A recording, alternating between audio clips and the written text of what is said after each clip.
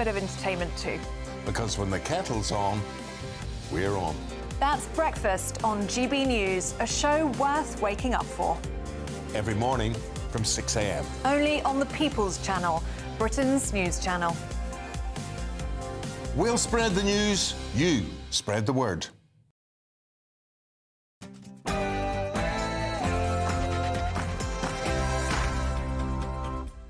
It's 9 p.m. I'm Patrick Christys. Tonight. This is going to sound awful to people who are just watching. I don't mean any disrespect to anyone who's here, but the smell is absolutely overpowering. You've got people on top of each other. Well, I made it back in one piece, but yesterday I spent 24 hours on the front line of Britain's small boat crisis. So, it is proof that the French do actually do something with our money, to be fair, isn't it? That boat has been slashed. I've got some unseen footage, some behind-the-scenes looks at what I saw. Also tonight...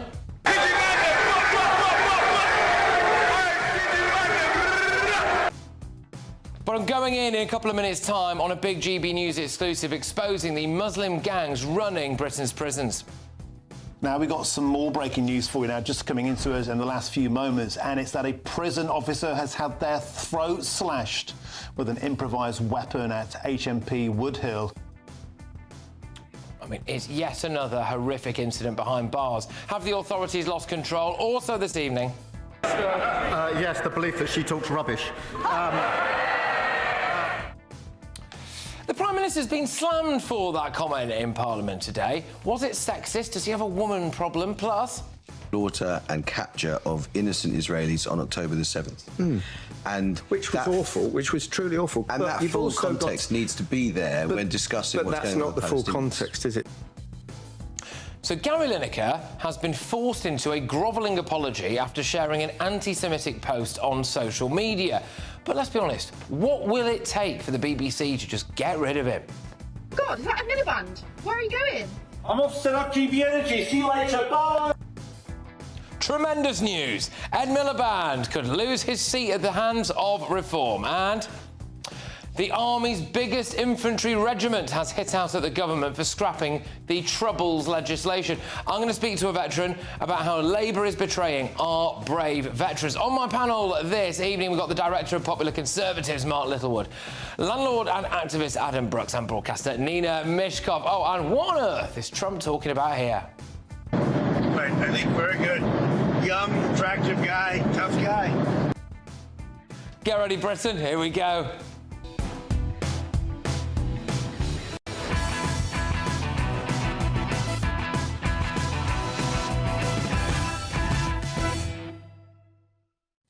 Muslim gangs run Britain's prisons. Next.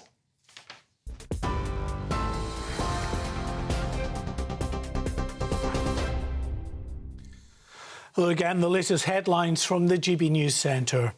A prison officer has been attacked and had their throat slashed at a prison in Buckinghamshire. It was one of two attacks on officers at Woodhill Prison in just 24 hours. GB News has been told of two other assaults on officers at HMP Gartree in Leicestershire and HMP Hewell in Worcestershire. The Lord Chancellor has announced a review into protective body armour for prison officers and a trial of tasers in jail. The attacks come after the Justice Secretary set out plans to address prison overcrowding, branding the previous government's management of the prison system as shameful. Shabana Mahmood confirmed 3 new prisons would be built and new cells provide an existing prisons. But she said further changes were needed to the system for recalling offenders back to jail for bad behaviour. Her proposals come as the prison population has reached 99% of capacity. It is shameful that this country in 2025 finds itself in this cycle of crisis. The last Conservative government failed to reckon with the reality of a rising prison population. When Labour was last in government, we increased prison capacity by 28,000 places. In their 14 years in power, the Conservatives added just 500 additional places, leaving our prisons on the brink of collapse. Gary Lineker has apologised unreservedly for an offensive social media post which featured a picture of a rat, saying he would never knowingly share anything anti-Semitic. The 64-year-old TV presenter came under criticism after he shared, then deleted, a post on his Instagram account from the group Palestine Lobby. In a statement, he said, "I reposted material which I have since learned contained offensive references. I very much regret these references." The US president is in Qatar tonight, just hours after an historic but highly controversial meeting with Syria's new leader. That meeting with Ahmed al-Shara took place this morning in Saudi Arabia and comes just a day after the US lifted sanctions on Damascus. Al-Shara, a former al-Qaeda commander, led rebels in overthrowing the regime of Bashar al-Assad in December. He remains a designated terrorist in the US.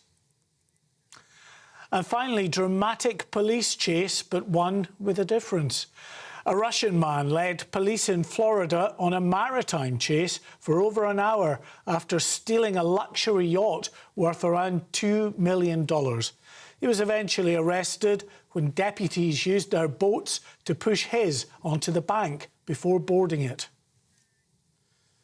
Now that's how you stop the boats, allegedly. And now it's over to the man himself, Patrick Christys. For the very latest GB News direct to your smartphone, sign up to News Alerts by scanning the QR code or go to gbnews.com/alerts.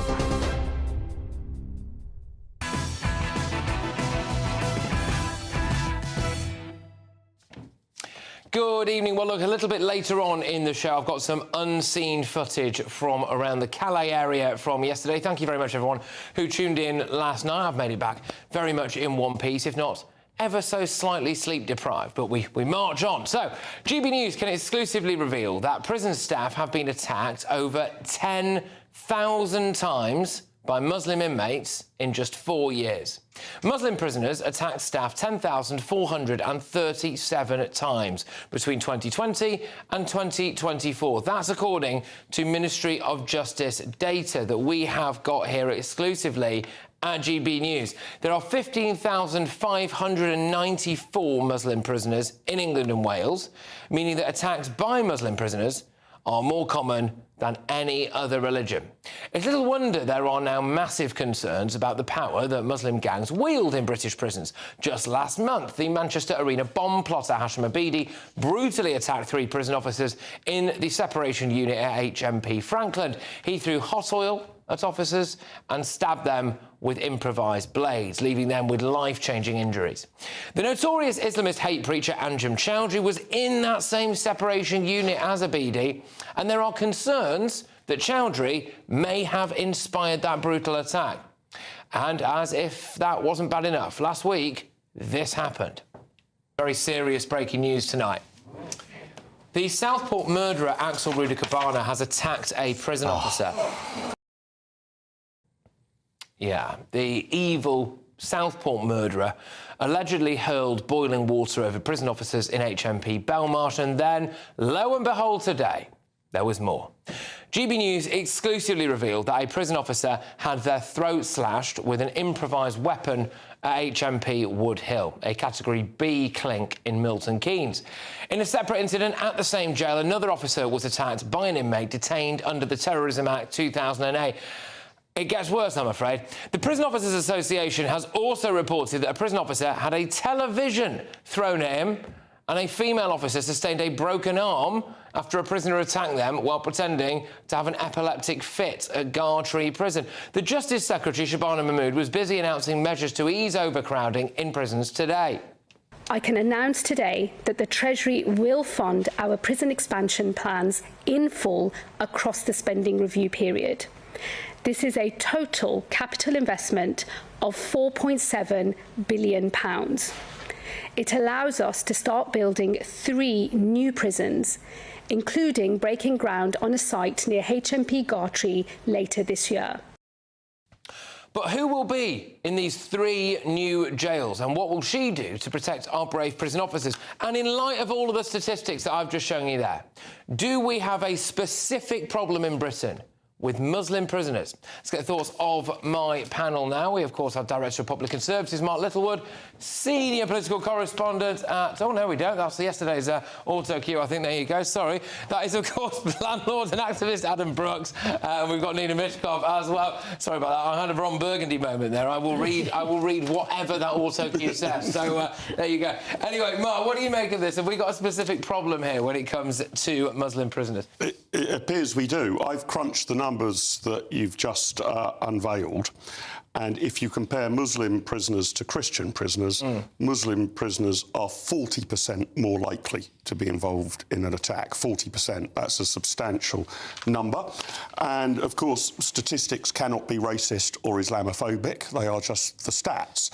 I think the question, however, is what policy might that invite? How would we do things differently, given we've just heard in your news bulletin that we're at 99% capacity? I've got 2 thoughts there that might help. Actually, 3. 1, why the hell are people like Ruda Bakana getting access to boiling water or even cooking? Still alive, I suppose. That's another debate, though, isn't it? I mean, this is just extraordinary. So, or a TV set being thrown at somebody. So I think we need to have harsher conditions for those who are violent. The next thing is, I think you've got to break up gangs, whatever those gangs are. I mean, it might be a Muslim gang or it might be a drug gang of the same, cohort in a particular part of the city. Make sure they're broken up so they can't reform gangs in prison.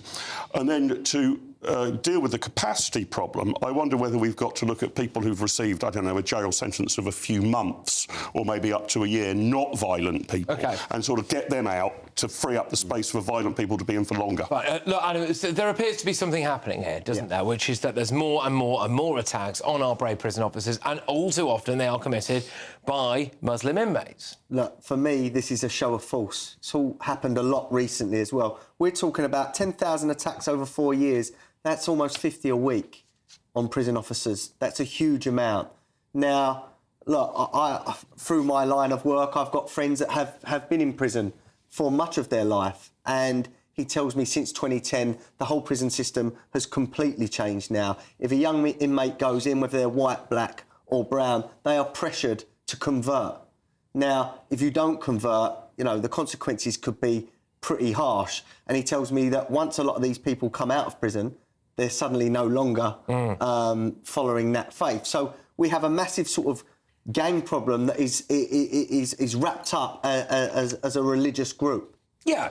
What do you make of this, Nina? I mean, do you think that we have a specific problem here? How do we deal with it? I mean, the stats, to be fair, would suggest that we do have a specific problem. So I suppose, how should we deal with it? I suppose we can't have Muslim-only prisons, can we, really? No, absolutely not, and that would actually foster far more hatred of and do the exact opposite of what we wanted.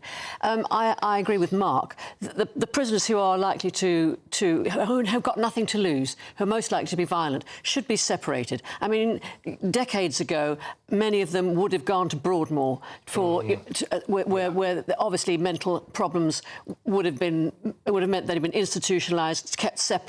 But the problem is, firstly, with the statistics, you talk about the Muslim population, you talk about the Christian population, but a far greater population in the prisons are people who deem themselves not Christian, have no faith at all. And so your statistics aren't taking into account No, that's true. I think what it's designed to do, or not designed to do, I think what it shows, really, is the increasing presence of Muslim gangs. And I have covered previously, Nina, things like forced conversion. Convert or get hurt. So I think it is a growing problem. They should be separated. But the problem is, the Tories actually just ruined the justice system, the prisons. They didn't build any prisons. I think there are only 500 more places at the end of 14 years. They destroyed the police force. No neighbourhood policing. No youth clubs to nip things in the bud. So and the cost of living crisis for people are desperate. I do look at some people like Hashim Abedi and I think, oh gosh, if only he had a youth club. But Mark, no, come on. I know. I'm only playing with you. Mark, I wonder if we should create a specific offence it might be, for attacking a prison officer? Is it a specific offence that gets you something like an extra 10 years or something? Yeah, that would be interesting. I mean, it is obviously an offence. Yeah. I think it's more, what should the sentencing be for that offence? Yeah. You know, we often have, you know, clearly attacks on children are treated more seriously than attacks on adults, for example.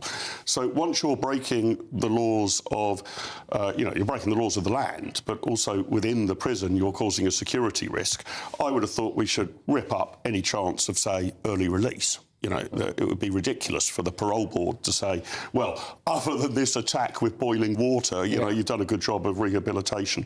So there've got to be consequences, and at the moment there are far too few for these violent criminals. Andrew, do they have too many human rights in prison? These people. I've got this written down here. Terrorists should lose all human rights, in my opinion. No TVs, no gaming consoles. They should be let out 1 hour a day, and they shouldn't mix with other people. Make it hell on earth.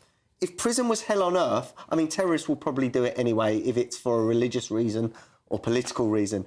But for the hardest of prisoners, to make it so less appealing to be in prison, for some youth, they're getting fed every day, they're having mates around them, and it's structure. So there are people on the street that would rather be in prison than on the street. I would seriously. That's a very small percentage of people, I would imagine. That's a very extreme case. But it does happen. No, well, it does, but I would think it has to be a deterrent. It's minimal.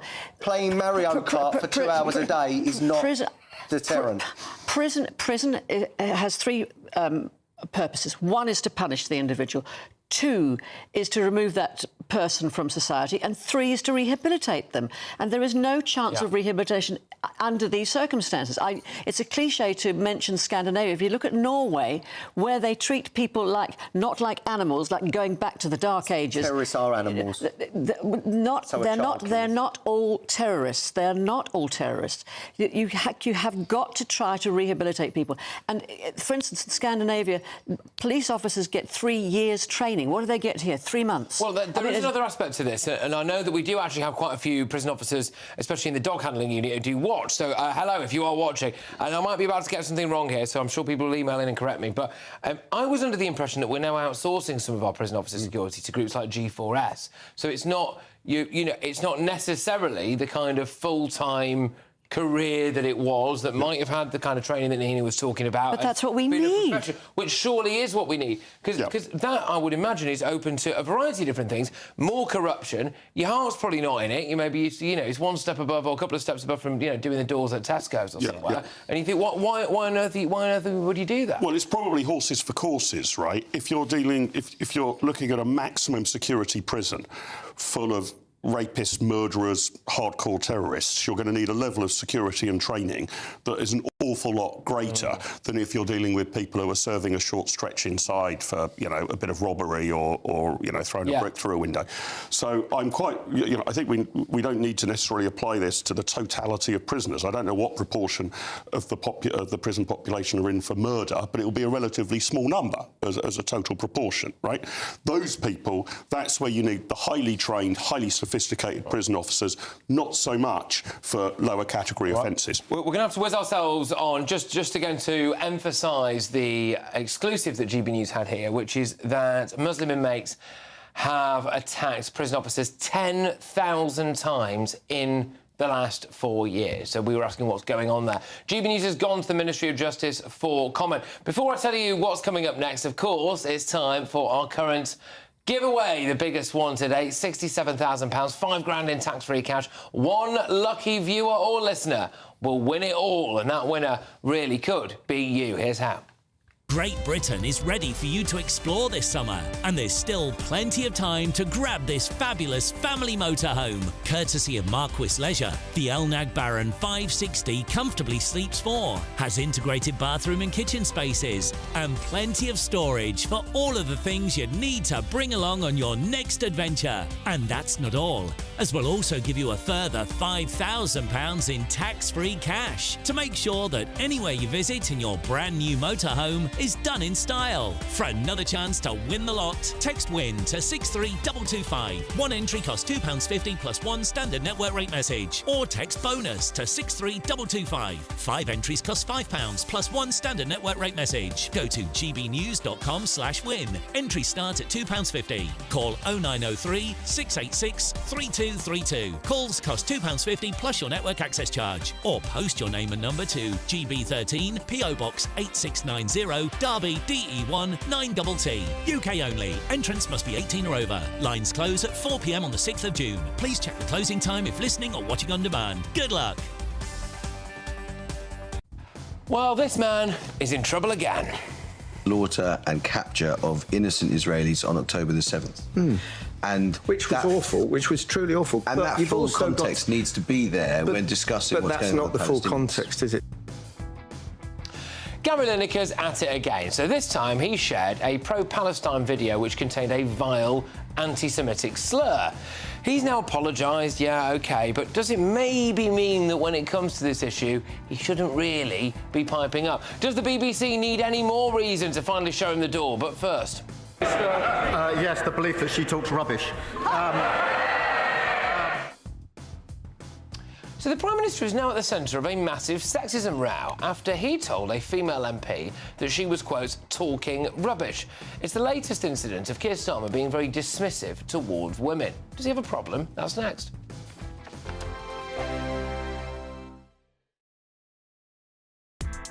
Join me, Nana Akwe, for an informative, interactive news programme with a difference. It's fun. No, he didn't say that, Dave. I'm so surprised. I think there's an element of truth to that. Join me from 3 p.m. every weekend, only on GB News, Britain's news channel. Exciting news. Every Friday, my Patrick Christys Tonight Show is going to have a twist to it. We're welcoming some special guests. You. That's right, on Fridays I'm going to be doing my show in front of a live studio audience because this show is about you and what you have to say. It's going to be the same big debates, same big topics, same big opinions, but every Friday night at 9 p.m. you are invited to come on down to Patrick Christys Tonight to be a part of the action. Only on GB News, the People's Channel, Britain's news channel. Westminster's full of talk, but out here, it's the real world. Am I allowed to talk now? No, that's it. This is where it matters, real people and real lives. That's what politics is all about. The fact is Trump made a good start. No. Straight answers, no spin, and just a couple of pints. How many fingers have I got up? About 10. So join me for Lee Anderson's Real World every Friday at 7 p.m. only on GB News. The People's Channel, Britain's news channel. Headliners on GB News 11 p.m. every night. It's got 3 top comedians going through the next day's newspapers so you don't have to read them, which is great. That's a good point. He's lying. Maybe he's not lying. That's Headliners every night from 11 p.m. and 5 a.m. as well on GB News, Britain's news channel. This is our country and we think it's amazing. From high tea to the high street, we love it all. Even the rain, we like that too. There's nowhere else we'd rather be. That's why we're here to be the fearless champion of Britain, its voices and its values. Because we are GB News, the People's Channel, Britain's news channel. Mornings don't have to be tiresome, especially if you have the right company. Wake up to news as it happens, opinion and debate, and of course, a little bit of entertainment too. Because when the kettle's on, we're on. That's Breakfast on GB News, a show worth waking up for. Every morning from 6 a.m. Only on the People's Channel, Britain's news channel. We'll spread the news, you spread the word. We're proud to be GB News, the People's Channel. And as you know, we always love to hear your views. Now, there's a new way of getting in touch with us at gbnews.com/your say. By commenting, you can be part of a live conversation and join our GB News community. You can even talk to me, Bev Turner, or any of the members of the GB News family.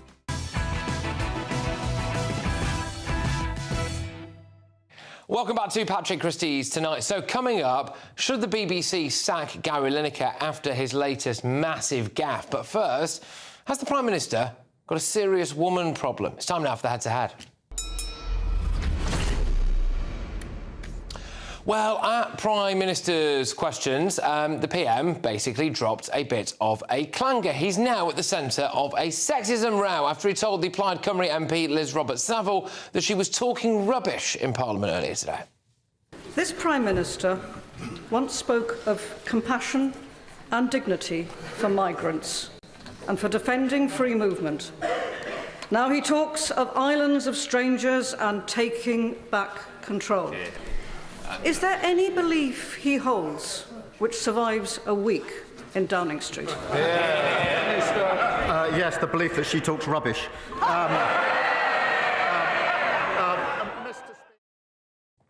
So that exchange comes amid reports that MPs are becoming frustrated by the, quote, boys' club running Downing Street, who have been accused of giving journalists sexist briefings about female ministers like the Education Secretary Bridget Phillipson. Speaking to GB News over the weekend, former Labour Minister Louise Hay actually said this was disappointing to see.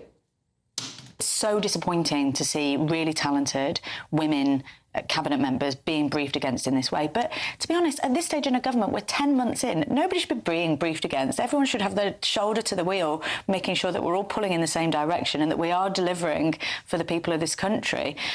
So I'm just really disappointed about it. Well, tonight I am asking, does the Prime Minister have a woman problem? Going head-to-head on this now are the former Labour MP Lloyd Russell-Moyle and the former Tory MP Jane Stevenson. Thank you very much, both of you. Tremendous to have you on the show. Jane, I'll start with you. When I look at PMQs and other interactions with the Prime Minister, I can't help but notice that when he's talking to a woman, in my view, he's very often curter, more dismissive, as if he just doesn't want to have to deal with her. Would you agree? I think Keir Starmer, he's always struck me as a really thin-skinned man who takes himself extremely seriously. And when he's challenged, he gets really snippy. But I do think he reserves a special sort of snippiness for female MPs in the chamber. I've noticed it with Kemi, and today with Liz Saville-Roberts, who's a perfectly decent woman asking a perfectly reasonable question.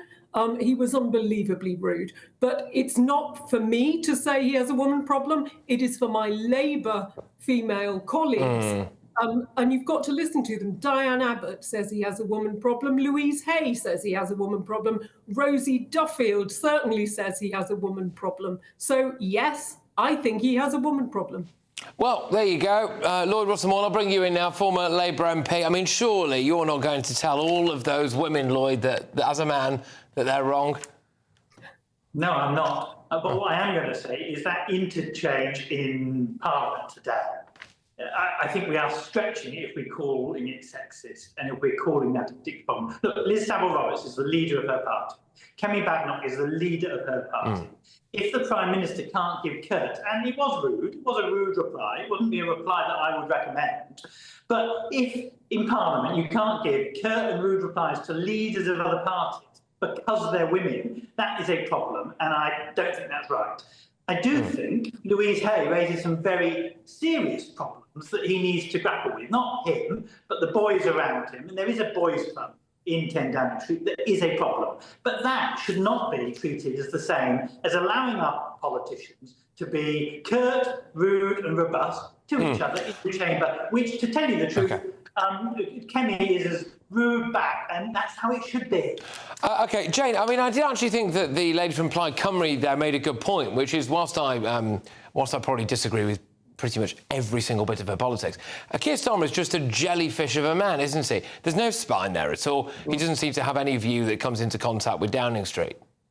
Absolutely. And this was a left-wing politician asking someone she thought she shared a lot of common ground on asylum seekers, on migrants' rights. Suddenly, this Damascene conversion, and he's, you know, tonight, Matthew, I'm going to be Enoch Powell. I mean, no wonder Liz wanted to ask him some questions. And quite rightly, she asked him Prime Minister's questions. I think someone needs to remind Keir Starmer he is supposed to answer questions. It is for us, the British people, to hear what the Prime Minister has to say about issues. And Liz asked a very reasonable question, and she deserved a far better detailed answer. You have just made me think about the idea of a political reinvention of stars in their eyes, but I think we'll probably have to leave that one there for now. Lloyd, just a final word to you on this then. So whether or not you agree that Starmer's got a woman problem, if that is the perception, what does he have to do to stop it? And is it not quite ironic that, look, hey, I'm saying this now, people are saying it now, that for years and years and years, the Labour Party, people like Keir Starmer like to hammer people every single time there was the perception, the whiff of misogyny, and now here he is having to fend it off. Well, I do think that we made politics poorer, probably. I remember when some of my colleagues were screaming at Boris because they said he'd have an affair or whatever.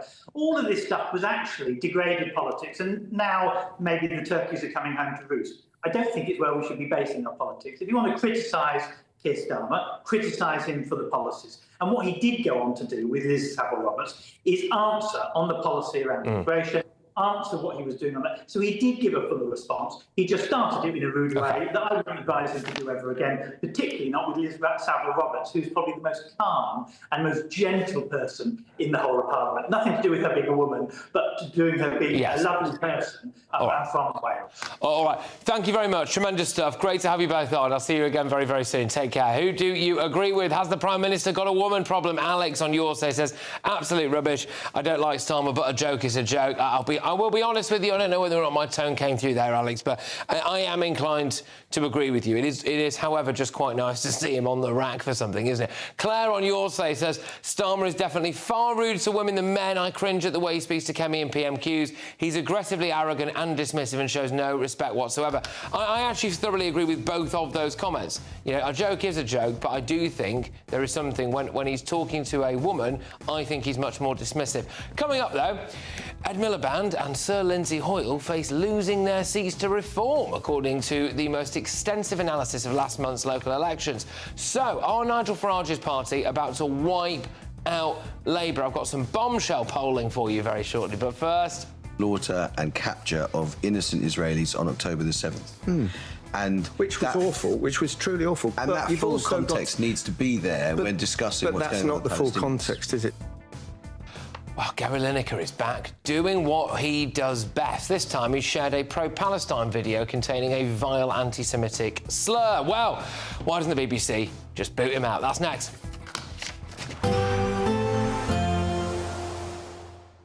I hope it doesn't rain. Don't worry about it. It'll spoil our holiday. Relax, we're totally covered. All Clear Travel Insurance sponsors GB News Travel Destinations forecast.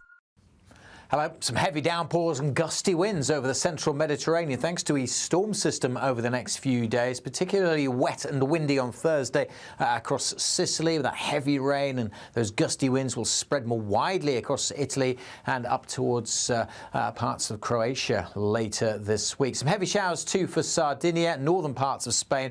Generally dry, but on the cool and sunny side in Portugal. Sunny skies for Barcelona into the weekend. All Clear Travel Insurance sponsors GB News Travel Destinations forecast.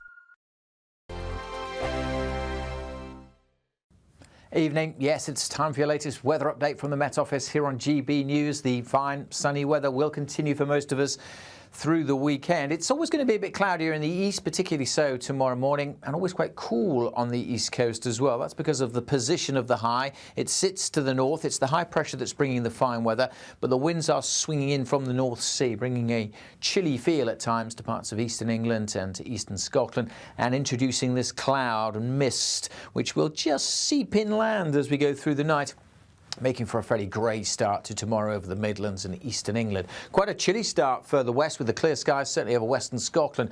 We could easily see some pockets of frost in rural spots, but there should be plenty of sunshine here throughout Thursday.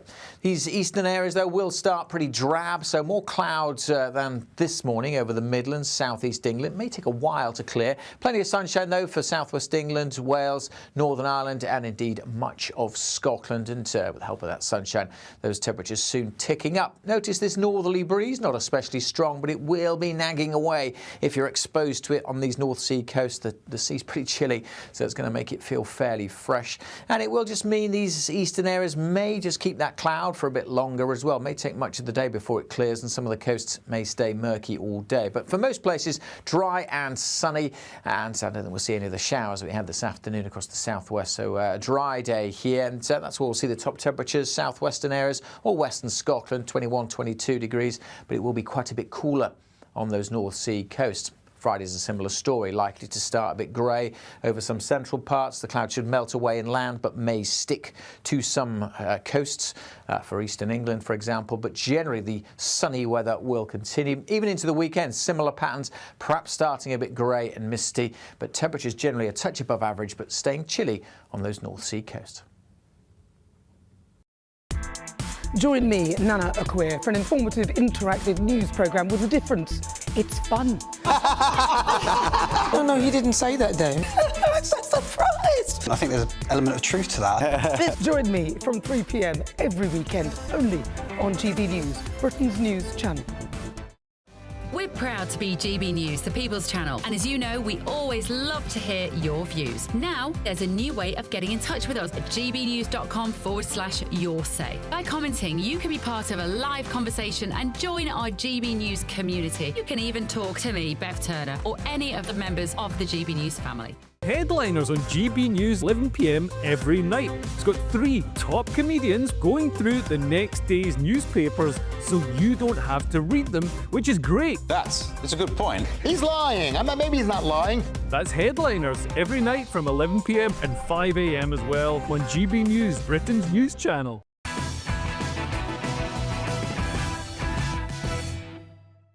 Welcome back to Patrick Christys tonight. Well, coming up, some really fascinating polling here. Reform UK could be about to do away with Ed Miliband, Speaker of the House of Commons Sir Lindsay Hoyle. But first, Gary Lineker has been forced into a grovelling apology after he shared a social media post by a pro-Palestine group that included a well-known anti-Semitic rat slur.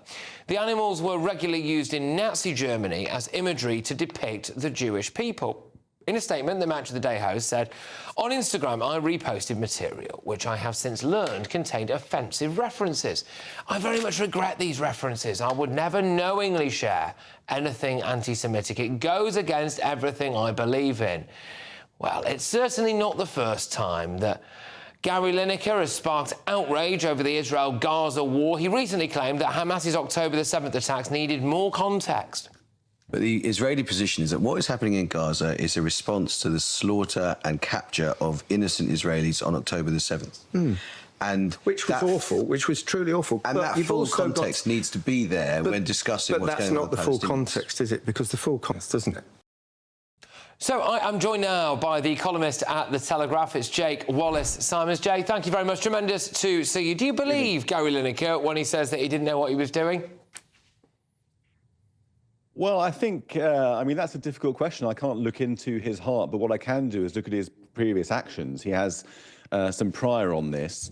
On October the 7th itself, when 1,200 Jews, mainly Jews, were being slaughtered in southern Israel, the only thing he posted was "Super Spurs are top of the league." No gesture of concern at all for the blood of those Jews. His interest was only piqued subsequently when the Israelis began to do more than just be killed, but began to defend themselves. And since then, it's been post after post that has roused controversy, to put it mildly. Only in March, he posted something about Israelis calling them Israelis and saying they were incomprehensibly evil. And he's failed to apologise for that. But now he seems to have finally apologised. But it's taken a few days, hasn't it, before it was apparently dragged out of him by the BBC. Yeah, I'm just sorry about this. For the benefit of our viewers at home, and obviously if people are listening on radio, I'll describe it. So this is, what you're seeing on your screens now is this post that Gary Lineker had online. Zionism explained in less than 2 minutes, it says. They take the land, claim that it's theirs, and there's that rat picture there now. So what I will say is, even if he didn't know that that was a well-known Nazi-era anti-Semitic trope, just the idea of calling, well, I suppose, Zionists or maybe just Jews really rats is offensive enough on its own, isn't it? Yeah, it's pretty obvious, isn't it? And look, this account has, it's not the first offence for this account either that he apparently follows or shares stuff from. They've accused Israel of controlling the US government. They've talked about the pro-Israel lobby being the deep state. So we can know where these guys are coming from.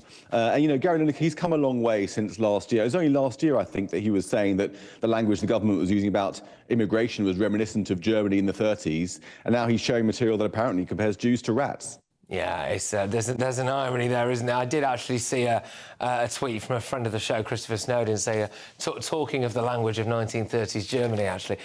So there you go. Gary Lineker is leaving the Beeb at some point after the World Cup. I think the World Cup final may well be his last job as a football pundit on the BBC. Why are they letting him make his own way out on his own terms? You've got this now. Just biff him, surely.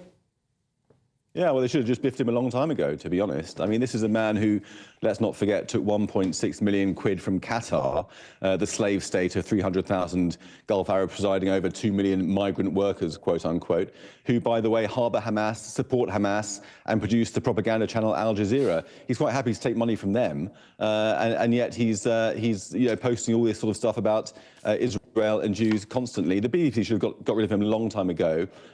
You know it, I know it, the viewers know it, but sadly they haven't done so.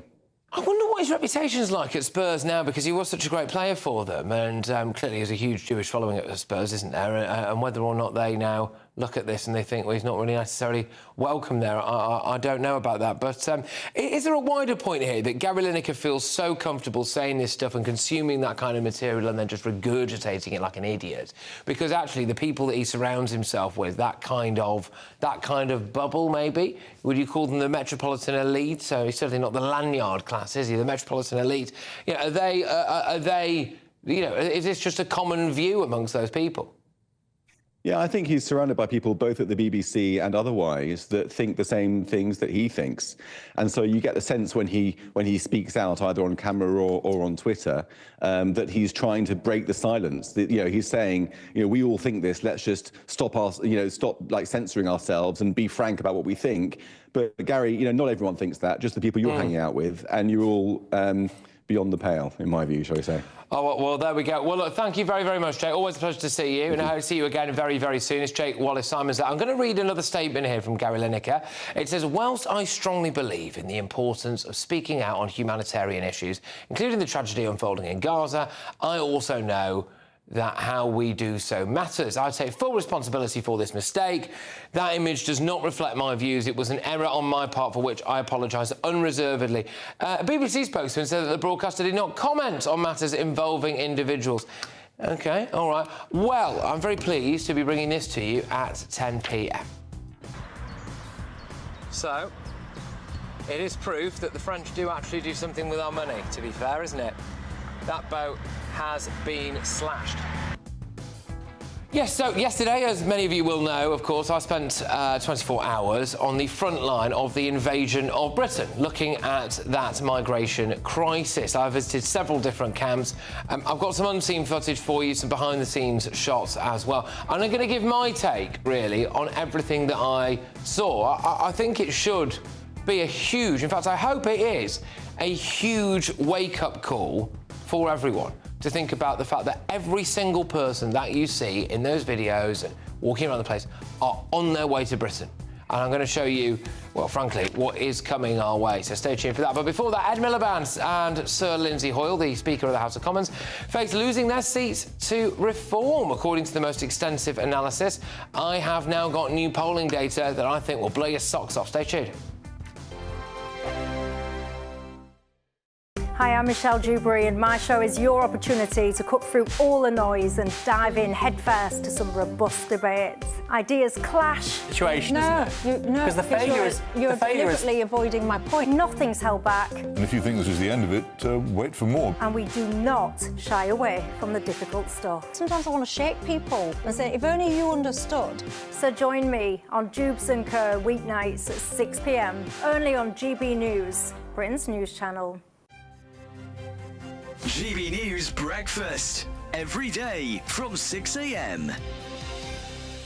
Well, joining us now is the Chief Scout at the Scouting Association, Dwayne Fields.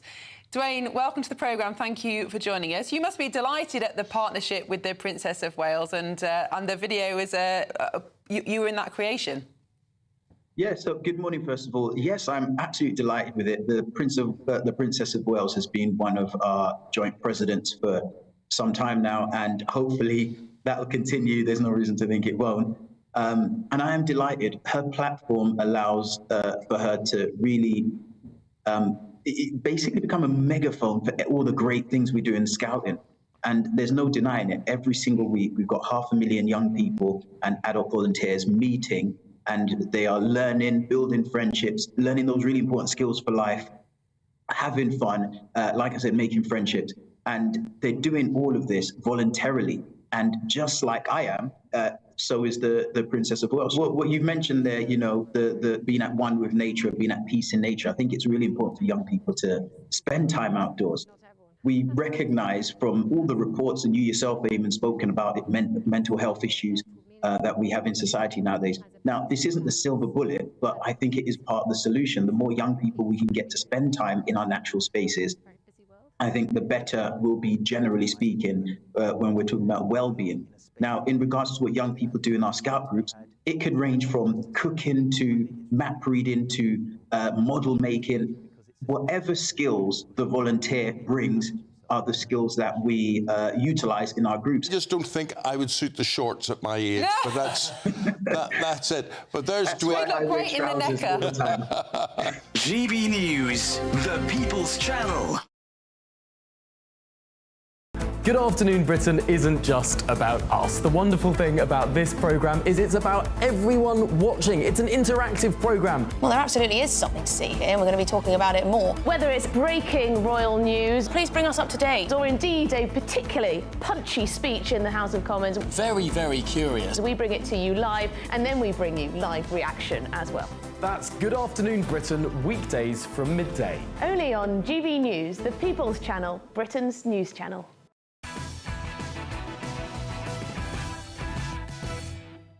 Welcome back to Patrick Christys tonight. We are only on GB News. Coming up, I did spend 24 hours on the front line of Britain's migration crisis. I'm going to be asking why on earth we're still sending money to the French, and I hope this acts a bit of a wake-up call for some people anyway who've maybe been in denial about the scale of the problem. But first, Labour Party big hitters like Ed Miliband and Sir Lindsay Hoyle face losing their seats to Reform. That's according to a major new poll. The most comprehensive analysis of this month's local election results shows that Labour would lose all but 3 seats in the areas that voted earlier this month. Nigel Farage's party would sweep up 81 seats. So Ed Miliband would lose his Doncaster seat to Reform, as would the Speaker of the House of Commons, Sir Lindsay Hoyle. Now, look, hey, this comes off the back of, I think it was last week, we brought you the poll in from both Scotland and Wales, which put Reform in second place for now in those places, expected to climb in Wales, of course. I'm joined now by Reform UK Councillor Jamie McIver. Thank you very much. Tremendous to have you on the show. Well, this must be a lot of pressure for you. There's people out there now they're saying, looks like you're going to take everyone's seat. You must be nervous. Sorry, there's no pressure here. This is wonderful. This is wonderful news for the British people. This is wonderful news for hard-working people. This is wonderful news for small business owners. This is wonderful news for people that love their country, that finally people have been sitting at home thinking this can't be right what's happening with our borders. This can't be right what's happening to our pensioners. This can't be right what's happening to our small businesses. And people are sitting at home thinking, I'm not the only one thinking this, because the country has just voted for a real change. The country's just voted for reform, and those election results, I'm still digesting them. I think it's an absolutely wonderful thing that's happened, and people now know they're having these thoughts, they're not happy with the way the country is, and they're not the only people that are thinking it. There is the fact that you guys are going to have to do stuff at local councils, though, because that's what you're maybe going to be judged on at the next general election. So what are people going to actually have to get on and do at local councils, do you think? Well, I think, first of all, we've got some really we had really talented candidates running for election. Of course, it's outrageous where some of our elections were cancelled. There's many people living in places like Essex, Suffolk, Norfolk that have been robbed of great new administrations formed by Reform. But the Reform Party, you know, we have a vision for this country and we have a vision for local government. You know, the party is taking local government very seriously. I would argue we were the only party in the local elections that were taking local elections seriously. What are we going to do? We're going to make sure that we get our councils efficient. That's not just looking at the finances finances. We've seen some outrageous examples of that. We're going to make sure our highways and our potholes and our roads are repaired properly. But above all, we're putting residents, we're putting people at the heart of what we're doing. We're going to get rid of this awful wastage that we're seeing in local government. It's costing people a fortune. Meanwhile, council tax goes up and up and up. Yeah, look, when you've got the likes of Ed Miliband potentially losing his seat, I think that there is a really good commentary to be had on the state of Britain there. You've got I think, Fitzrovia-born millionaire with luxury Marxist views and an obsession with net zero coming into contact with the people of Doncaster. And, I mean, that's a void that reform can fill, surely. Well, for many years, these champagne socialists have been parachuted into these Labour heartlands, assuming they've got a job for life, and they start going to their North London dinner parties, they start, you know, enjoying the false reality of what people actually up and down the country are thinking. And then, of course, when they have an election, we saw it in 2019, we certainly saw it last week, or a few weeks ago, where actually, if you stop listening to people, normal people, then they will change how they vote, and that's what's happening. And the Reform Party is now the solution for ordinary, hard-working people in Britain. Well, go on, talk to me about what that is then. So what are the policies for you that are specifically designed to target the quotes-unquote working class? Because these are the people in the Red Wall or in Ed Miliband's seat or wherever else, really, I suppose, that are going reform. I thought I'd argue in Wales as well, probably, that are going reform. So what specific policies are there, then, for these working men and women? Well, if you look at nationally, of course, first of all, it's everybody looks at the news and cannot bear the fact that our country's borders are wide open at the moment. And that's the one thing, you know, on the doorstep, time and time again. The British people want a government that's going to take our borders seriously. We are an island, for goodness sake. It is an embarrassment what is happening. And actually... You don't believe Keir Starmer, you know, he's been making a great big song and dance last I wouldn't believe a word of what Keir Starmer says. And in fact, the only politician that was worth listening to in Prime Minister's questions today was the leader of our party, Nigel Farage, who made a very, very good point. And the same point, I mean, Nigel Farage is one of those politicians that gets proven correct time and time again. We have got a very clear national security issue with our borders being so vulnerable. It is embarrassing, but it is actually, frankly, dangerous. And we've seen that with some recent developments in last week, and time will tell how that looks. So I think the one thing that the Reform Party is offering the British people is a commitment to controlling our borders, and we will do whatever is necessary to make that happen. It's interesting, because Keir Starmer used some language that apparently was in some way related to what Enoch Powell has said. Now, I didn't care about that. And I don't think a lot of people really cared about that. And I actually don't think Keir Starmer was deliberately doing that. But then Nigel Farage did come out and say, oh, gosh, you know, he shouldn't have used that language. It was demonising. What was that all about? You know, is Nigel actually a little bit softer on immigration than we think? Is he actually a little bit softer on this thing? Nobody in politics needs to demonise anybody. You win in politics by winning the argument, you win the debate, and you come up with a better idea than your opponents. That's what the Reform Party has done. That's why we've just had a huge thumping electoral success, and that's what we're going to continue to do. We are the party that has the ideas, we have the policy, but more importantly, we're the only party in British politics that's in touch with the British people. We're listening to the British people, and we are now elected into office. We've got 10 councils that are controlled by the Reform Party in all different corners of the country, and what we're going to do is prove to the British people that we're not just a party of ideas, we're not just a party of listening, we're a party of delivering. Well, that's what it's going to have to be all about. You know that as well as anyone else, doesn't it, really? And, yeah, well, good luck with everything. Thank you very much for coming to the studio. Pleasure to actually see you in person for the first time. So there we go. Reform UK Councillor Jamie McIver. I expect possibly soon to be MP candidate. But anyway, coming up at 10 p.m. So, it is proof that the French do actually do something with our money, to be fair, isn't it? That boat has been slashed. Well, yes, look, hey, many of you, I'm sure, are aware I was in and around Calais yesterday. I've got some footage that you've not seen yet. We played a lot of it yesterday, but I've got some footage that you've not seen yet of slashing boats and a few other bits and bobs, including an extended interview with an aid worker. I'm going to show you and give you my take on what I saw yesterday.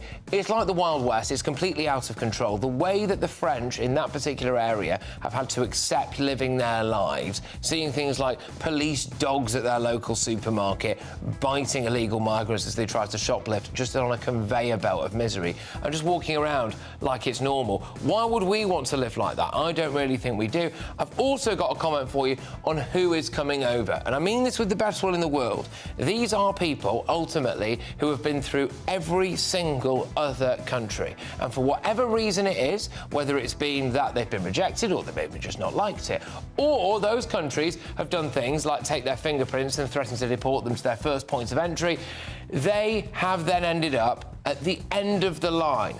Britain is now the end of the line, and you end up there with the dregs of the world, and that is something that we should not be allowing to happen. So I've got some astonishing footage for you there. I'm also going to be talking to you as well about a pretty damning story, I think, about the way that Labour are treating our brave veterans. So we are going to be seeing more people prosecuted for things they may or may not have done during the Troubles. I am going to be joined by a brave hero of the Northern Ireland conflict. All of that comes your way, of course, after your weather.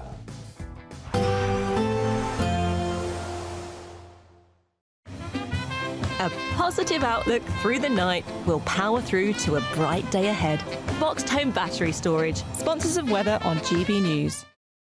Evening. Yes, it's time for your latest weather update from the Met Office here on GB News. The fine sunny weather will continue for most of us through the weekend. It's always going to be a bit cloudier in the east, particularly so tomorrow morning, and always quite cool on the east coast as well. That's because of the position of the high. It sits to the north. It's the high pressure that's bringing the fine weather, but the winds are swinging in from the North Sea, bringing a chilly feel at times to parts of eastern England and to eastern Scotland, and introducing this cloud and mist, which will just seep inland as we go through the night, making for a fairly grey start to tomorrow over the Midlands and eastern England. Quite a chilly start further west with the clear skies, certainly over western Scotland. We could easily see some pockets of frost in rural spots, but there should be plenty of sunshine here throughout Thursday. These eastern areas, though, will start pretty drab, so more clouds than this morning over the Midlands, southeast England. It may take a while to clear. Plenty of sunshine, though, for southwest England, Wales, Northern Ireland, and indeed much of Scotland. And with the help of that sunshine, those temperatures soon ticking up. Notice this northerly breeze, not especially strong, but it will be nagging away if you're exposed to it on these North Sea coasts. The sea's pretty chilly, so it's going to make it feel fairly fresh. And it will just mean these eastern areas may just keep that cloud for a bit longer as well. It may take much of the day before it clears, and some of the coasts may stay murky all day. But for most places, dry and sunny, and I don't think we'll see any of the showers that we had this afternoon across the southwest. So a dry day here, and that's where we'll see the top temperatures. Southwestern areas or western Scotland, 21, 22 degrees, but it will be quite a bit cooler on those North Sea coasts. Friday's a similar story, likely to start a bit grey over some central parts. The clouds should melt away inland, but may stick to some coasts for eastern England, for example. But generally, the sunny weather will continue. Even into the weekend, similar patterns, perhaps starting a bit grey and misty, but temperatures generally a touch above average, but staying chilly on those North Sea coasts. A positive outlook through the night will power through to a bright day ahead. Boxed home battery storage, sponsors of weather on GB News. What does it feel like to be a Great British Giveaway winner? That's a big surprise. Oh my God, I'm going to cry. Do you know what? I've never won anything like this in my life. Oh my God, this is amazing. That is absolutely fantastic. We're over the moon. Yes, that is fantastic. You know, you have no idea how much I needed it. Oh my goodness. That's wonderful. Oh, thank you. Oh, thank you so much. I was gobsmacked. Thank you, GB News. I'd say don't hesitate, do it. If you're not in it, you've got no chance of winning it. Thank you. You weren't expecting to get that call today, were you? No, I wasn't. You really could be our next big winner. Head over to gbnews.com/win now to find out how and get your entry for the Great British Giveaway. Great prizes, even greater wins. Hi, I'm Michelle Dewberry, and my show is your opportunity to cut through all the noise and dive in headfirst to some robust debates. Ideas clash. Situation, Because the failure is you're deliberately avoiding my point. Nothing's held back, And if you think this is the end of it, wait for more. and we do not shy away from the difficult stuff. Sometimes I want to shake people and say, if only you understood. So join me on Jubes and Co weeknights at 6 p.m. only on GB News, Britain's news channel. Headliners on GB News 11 p.m. every night. It's got 3 top comedians going through the next day's newspapers so you don't have to read them, which is great. That's a good point. He's lying. Maybe he's not lying. That's Headliners every night from 11 p.m. and 5 a.m. as well on GB News, Britain's news channel.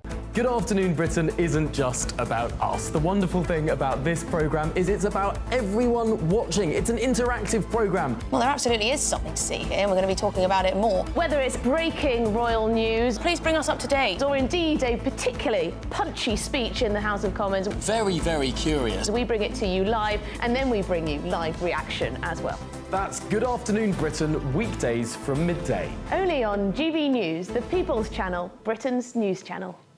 We're proud to be GB News, the People's Channel, and as you know, we always love to hear your views. Now, there's a new way of getting in touch with us at gbnews.com/yoursay. By commenting, you can be part of a live conversation and join our GB News community. You can even talk to me, Bev Turner, or any of the members of the GB News family. Join me, Nana Okoye, for an informative, interactive news programme with a difference. It's fun. No, he didn't say that, Dave. I'm so surprised. I think there's an element of truth to that. Join me from 3 p.m. every weekend, only on GB News, Britain's news channel.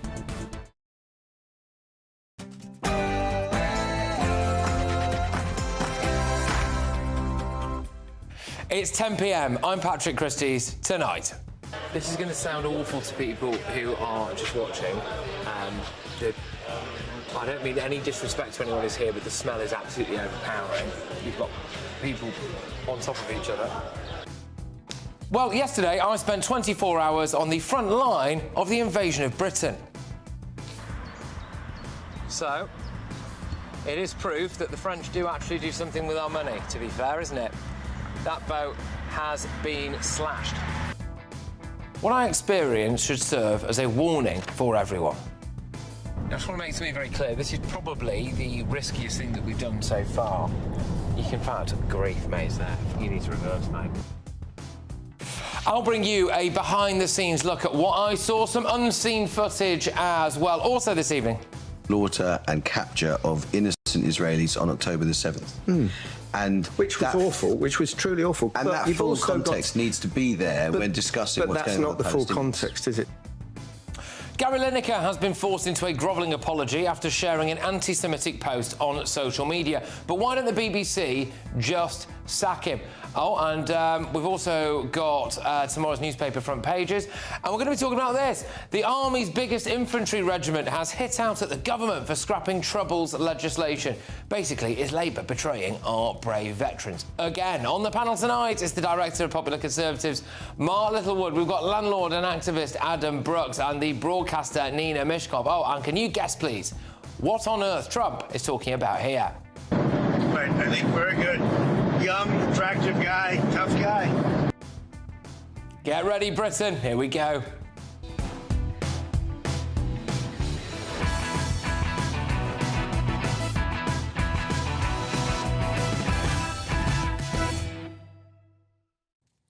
I'll deliver you the unfiltered truth about the invasion of Britain. Next.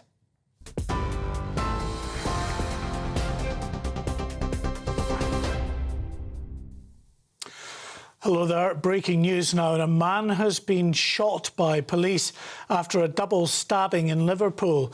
Emergency services were called to the residential street in the Highton area of the city after reports a man and a woman had suffered stab injuries. At the scene, a suspect was shot and injured by armed police.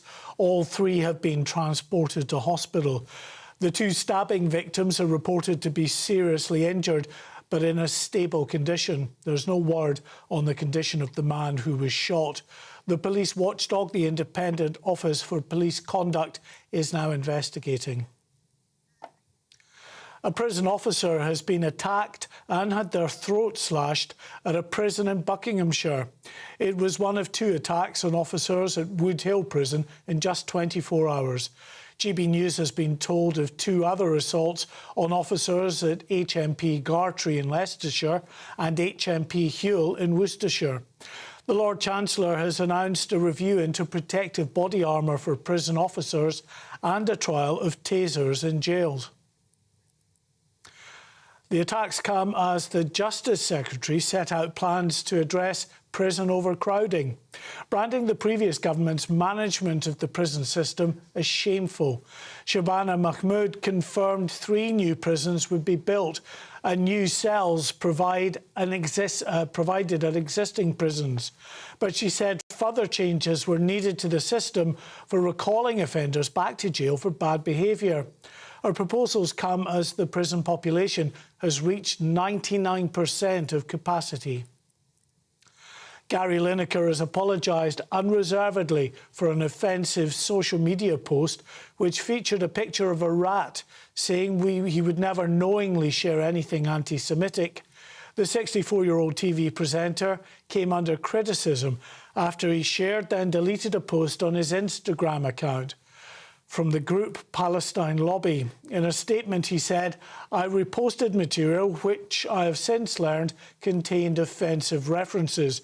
I very much regret these references." The US President is in Qatar tonight, just hours after an historic but highly controversial meeting with Syria's new leader. That meeting with Ahmed al-Shara took place this morning in Saudi Arabia and comes just a day after the US lifted sanctions on Damascus. Al-Shara, a former al-Qaeda commander, led rebels in overthrowing the regime of Bashar al-Assad in December. He remains a designated terrorist in the US. And finally, a dramatic police chase with a difference. A Russian man led police in Florida on a marine chase for over an hour after stealing a luxury yacht worth around $2 million.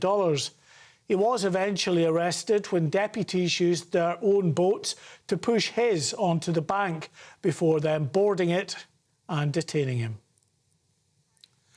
Those are your latest news headlines. We'll have more for you in an hour.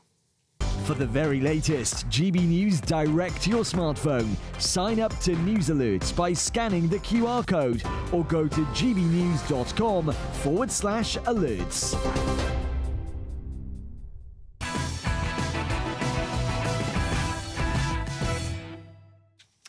Yesterday, I visited the front line of the invasion of Britain, the illegal migrant crisis in northern France. Talk to people here. Oh, so we've just had an object thrown at us. Let's just have a little look at that. So that's an object that's just been thrown at us from somewhere over there.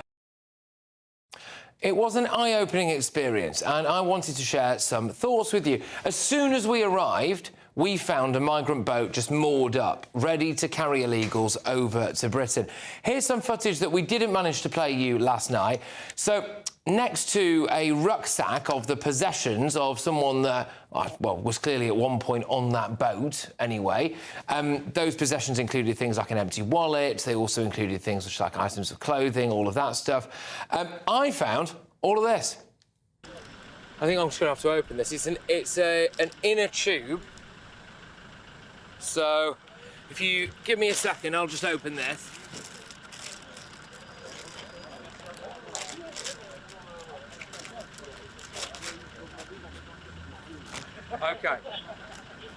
Okay, so they inflate these and then put them around themselves and use them as a life jacket. And in here, there's 1, 2, 3, 4, 5, 6, 7, 8, 9. You know what? Look at this. Look at this.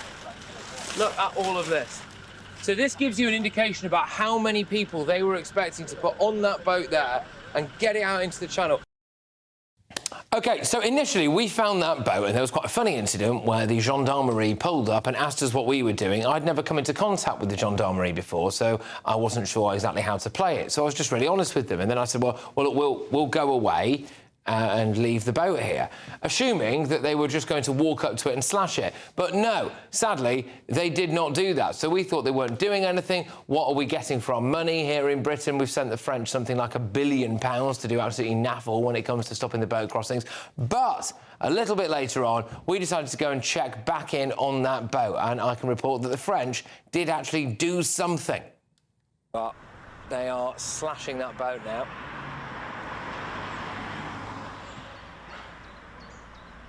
So, it is proof that the French do actually do something with our money, to be fair, isn't it?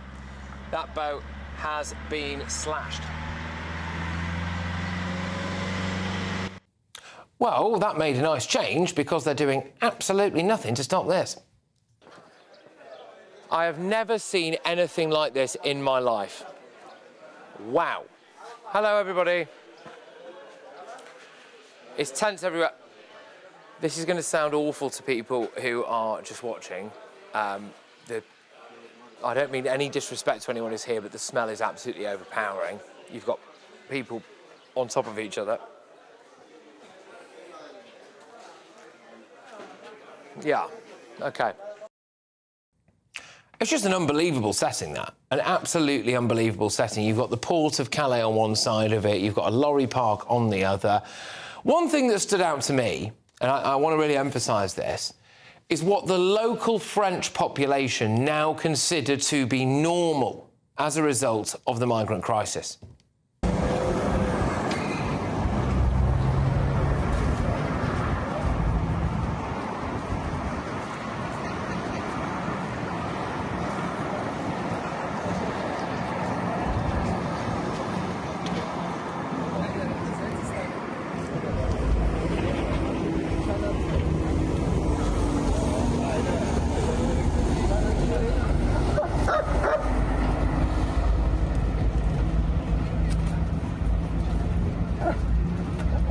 OK, so that was a major supermarket at a bus stop between Calais and Dunkirk. And what you saw in that 30-second snapshot there was migrants who had just been bussed in. They then go into the supermarket. They either steal or buy food and booze. There are police officers with just huge, aggressive dogs just wandering around a supermarket. You imagine that in Tesco's. You just go in Tesco's, Alsatians everywhere, ready to eat your face. Well, the French are all right with that, apparently. And the fields all around that supermarket there are just migrant camps. The main road is just a caravan of illegal immigrants. And the French have got so used to it that it seems that they just accept it. Do we want that to happen here in Britain? Because I'm telling you, that's the way it's going. I don't want to live my life like that. Another thing that stood out to me was how deluded I think many of the aid workers are. Here is one bloke I spoke to who, frankly, just genuinely did not seem too bothered about the idea that some aid workers are unwittingly helping to import potential murderers, rapists and paedophiles. Random guess, how many paedophiles do you think you've got here? Well, you don't know. No, you don't know. That's what I'm saying. But, no, but that's the point. Neither do you, do you? No, I don't. Yeah, exactly. Yeah. I'm hoping that maybe what we'll be able to do is put that full interview on for GBN members or something like that. But another observation is the people heading our way have been through, in many cases, around 7 or 8 other countries. Could I ask, what countries have you been through? Germany? You come through Germany? Yeah. Where else? Bulgaria, Germany, any others? Any other country to get here? I come from Turkey to Bulgaria. Yep. After Serbia. After Hungary. Austria. Germany. Yep. 6. For France. That's 7 countries. Yeah.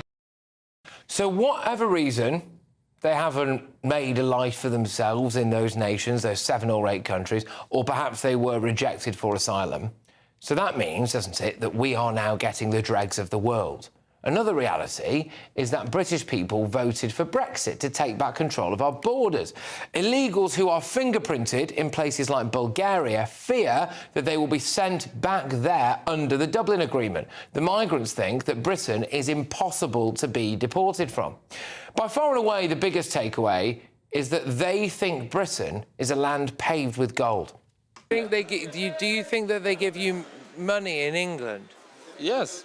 Right. Yes, but I think they are give me England. They are give me money. You can help me anything. I can need you. Why should English people pay for you to have a house? Maybe they give me house. They give me anything I can need. They give me. So, why aren't we telling them that there is nothing for them here? We need to be proactive. Send people to those camps and tell everyone that there is nothing for them in Britain. Why is it only the likes of Care for Calais and these random, in some cases quite nutty aid workers that are operating in these camps? Why haven't we got representatives of Britain there to say, look, there is nothing for you in Britain? The fact is, every single illegal migrant in northern France is there only because they want to come to Britain. They're all going to try. I suspect they will all get in. I'd like Sir Keir Starmer to go to where I went yesterday and just tell me which ones he'd like living next door to him. Let's get the thoughts of my panel, Director of Popular Conservatives, Mark Littlewood, activist and landlord Adam Brooks, and, of course, as well, we've got broadcaster Nina Mishkov. Right, Mark, the problem is clearly utterly vast. They're all on the way to Britain. They're probably all going to get in. I mean, do we just have to be doing a bit of proactive negative PR about Britain here? I mean, what do you think? Yeah, I mean, I roughly agreed with your solution, but of course if we're going to tell them that their prospects of getting into the UK and staying here are somewhere approaching zero, that needs to be true. These people have correctly calculated the odds, I would say, and what we've actually got to do is to make sure that their odds calculation changes based on fact. I mean, we could go and leaflet them saying it's not true, but would they believe us? The truth of the matter is you can get in here relatively easily, but these people will be making a very rational mathematical calculation. What's my chance of making it? There's obviously a risk of death crossing the channel in a small boat. If I get there, what's my chance of remaining? What's my chance of a hotel room? And the answer to all of those questions at the moment is the risk is probably worth it. We've got to tilt those odds. Another big standout for me was the normality with which the French public see all of this. So, you've got this thing of people being bussed in, illegal migrants being bussed in, police officers with dogs, migrants coming out with shopping trolleys full of booze and just being stopped by the massive dog and having to put it on the floor because they've obviously nicked it before they go back down there. That's just like going to Tesco's for the locals. I don't want that over here. We've had locals and we've had local officials tell us about machete wars and gunshots being let off by these people around Dunkirk and Calais. You probably had the best protection ever yesterday, which was a camera. Absolutely. 100%. OK, so that they don't want to highlight 100%. What's happening. If you didn't have the camera, some of those situations would have turned violent, in my opinion. We've got people from Sudan and Eritrea. I watched a lot of that. These are places where, no disrespect, you could see a severed head on the side of a road. These people are desensitised to aggression and to violence. And all of these people in these camps will end up here and we will deport none of them. At the end of the day, Labour is making a huge song and dance about getting rid of 24,000 people. These are mostly like Vietnamese overstayers, Brazilians that have overstayed on their visa. They are getting rid of none of these. Yeah. And these are the people that are dangerous and are going to make Britain a worse place. Yeah, Nina, look, I mean, I spoke to a lot of people yesterday, and a lot of them are very nice, don't get me wrong. I think I spoke to maybe one or two lads, who I thought stood a chance of contributing if they came to Britain. The rest of them I thought were destined for benefits. Why do we want to introduce all of that, do you think? Well, there are several things wrong with the situation. First of all, there should be places where they can be processed, say in France or in their own country. We haven't got that at the moment. The trouble is that you cannot turn off a tap instantly. Keir Starmer, as far as I can tell, is doing Your jaw, as soon as I mentioned Keir Starmer, your jaw started flicking. Triggered him. Bloody hell. I know what you're going to say, Nina, and I'm just going to be shaking my head. No, I'm going to say, the thing is, what we needed to do was going to... He's gone, you know... It's all right, go on, get it out. So, Keir Starmer is...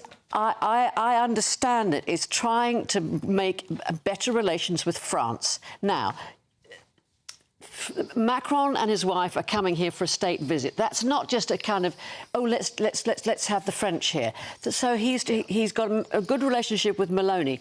The King and Camilla went to Rome. OK, so he's trying to get a better deal. Domestic no. Can I just put this to you, Mark? Sorry, but can I just put this to you? I asked a load of those people. So there was a guy from Kuwait who had tattoos everywhere and all of this stuff. And I spoke to one of the Sudanese individuals and someone else as well, I think from Afghanistan. And I said to them, OK, so let's say you get to Britain and you're told you can't stay and you're going home. What do? And they all say, you're not sending me back. Yeah. That's it. Yes, but some of the situations, what Adam was talking about, severed heads on the road, they don't want their own head to be severed. One second. Many of them are fleeing. Our immigration policy cannot be that we would let in any human being who would have a better life in Britain. Exactly. Because this would be about 5 or 6 billion people across the world. I understand that. So it has to be an enormously stricter test than that. If the criteria is you would have a better life here in Britain than where you're from, then, you know, we're going to get a lot more than a million people a year. We're going to get hundreds of millions. That. So we've got to work out what the criteria is. And what the government's got to do is, I'm not against, obviously, the Prime Minister talking to President Macron or Meloni or the King going to Italy, but we've got to change our domestic settings.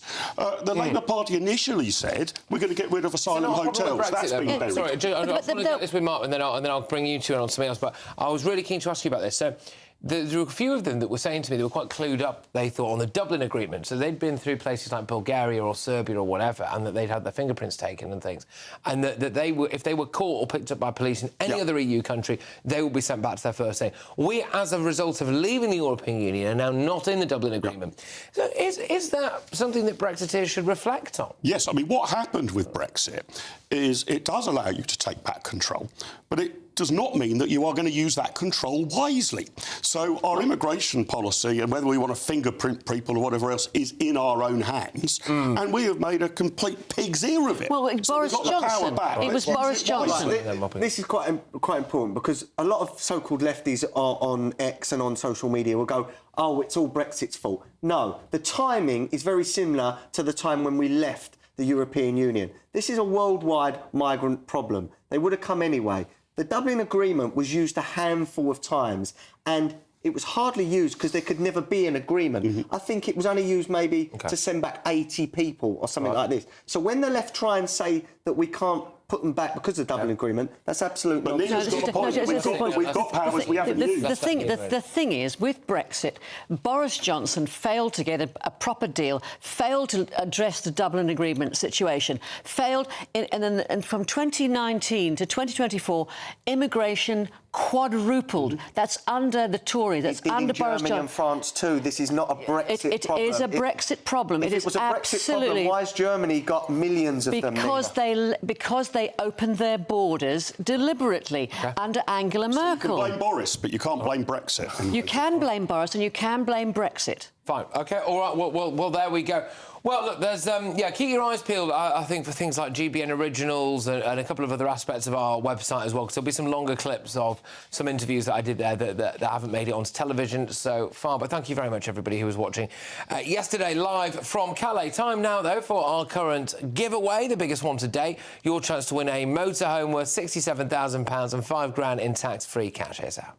Great Britain is ready for you to explore this summer, and there's still plenty of time to grab this fabulous family motorhome. Courtesy of Marquis Leisure, the Elnag Baron 560 comfortably sleeps 4, has integrated bathroom and kitchen spaces, and plenty of storage for all of the things you'd need to bring along on your next adventure. And that's not all, as we'll also give you a further £5,000 in tax-free cash to make sure that anywhere you visit in your brand new motorhome, is done in style. For another chance to win the lot, text WIN to 63225. One entry costs £2.50 plus one standard network rate message. Or text BONUS to 63225. 5 entries cost £5 plus one standard network rate message. Go to gbnews.com/win. Entries start at £2.50. Call 0903 686 3232. Calls cost £2.50 plus your network access charge. Or post your name and number to GB13 PO Box 8690 Derby DE1 9TT.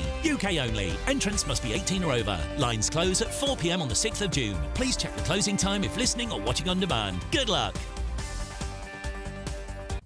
Coming up, all of tomorrow's newspaper front pages with my panel, and there is some shocking news on the front of the Telegraph. Apparently, the NHS has offered treatment to trans toddlers. I'll just read that again. There is some shocking news on the front of the Daily Telegraph, which we're going to talk about in a moment's time. Apparently, the NHS has offered treatment to trans toddlers. Well, in other news, what is President Trump talking about here? Right, I think very good. Young, attractive guy, tough guy. Before that, though, the Army's biggest infantry regiment has hit out at the Labour government for scrapping Trouble's legislation. Is the government betraying brave veterans? Find out next.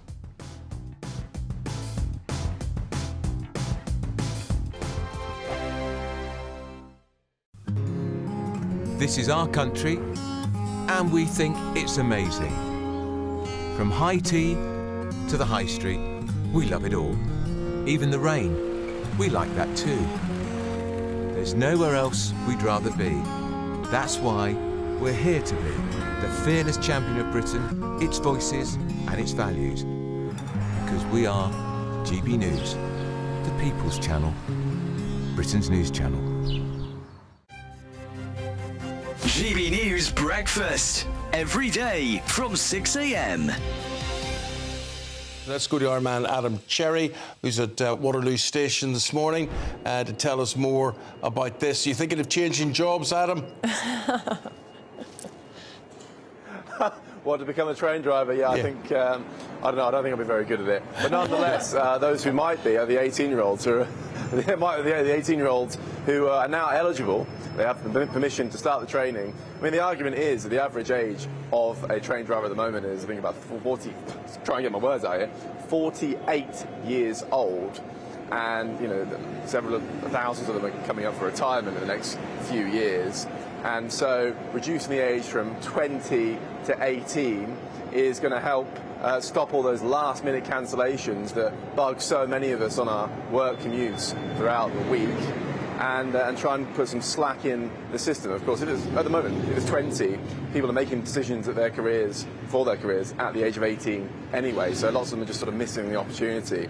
Heidi Alexander, the Transport Secretary, says it's basically about future-proofing the transport network, and it's a pretty effective and easy way to do it. It has overwhelming support within DFT, within Department of Transport and industry leaders. I'll just read you a quick quote from Mick Whelan, who is the General Secretary of ASLEF, which is the Train Drivers Union. At the moment, young people who want to become train drivers leave school at 18, get other jobs, as I was saying, and miss out on an industry. Miss out as the industry doesn't wait around until they turn 20 to find a career. So hopefully it'll stop all those last-minute cancellations which annoy everyone so much. Thanks, Adam. Appreciate it. Looks a nice day where he is there. Yeah, looks lovely, doesn't it?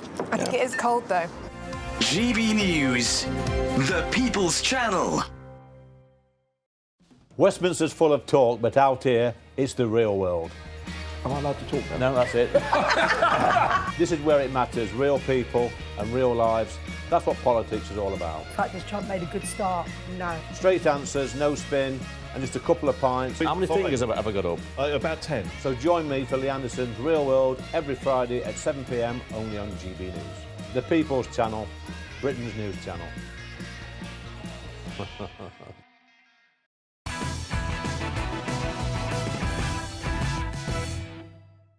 Welcome back to Patrick Christys tonight. I've got a very detailed look at tomorrow's newspaper front pages shortly, including that bonkers story on the front of the Daily Telegraph, which appears to be that the NHS is treating, quote, trans toddlers. Remarkable. But first, the Ministry of Defence has launched an investigation after the Army's largest infantry regiment appeared to condemn plans to scrap key Troubles protections for veterans. The Rifles sent an unauthorised tweet from their official X account urging members of the public to back a petition calling for a debate in Parliament to correct plans to repeal parts of the Legacy Act which protect veterans from prosecution over alleged crimes in Northern Ireland. Essentially, it's whether or not, really, people should be historically prosecuted for things they may or may not have done decades ago. I'm joined now by veteran Neil Presley. Neil, thank you very much. Tremendous to have you on the show. Yeah, has Starmer lost the military here? I would say so. I mean, to be quite honest, most of these historic prosecutions, they've already been investigated 3 times by the police, by the military, and independent. They've been found innocent. So what new evidence is going to come up 50 years later? You know, under the law, is this not double jeopardy? Prosecuting someone a second time after being found not guilty? Yeah, I mean, it would seem so to me. I think to most people watching this as well. Why on earth do you think that the Prime Minister or the government wants to allow people to be historically prosecuted again? I can't mention on TV.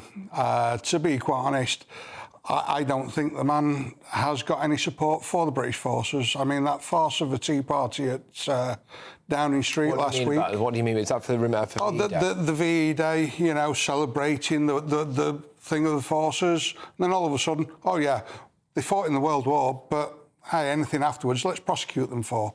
No wonder people are leaving in droves. You know, he's made a commitment to Europe. We haven't got the people to do it. You know, and people are leaving.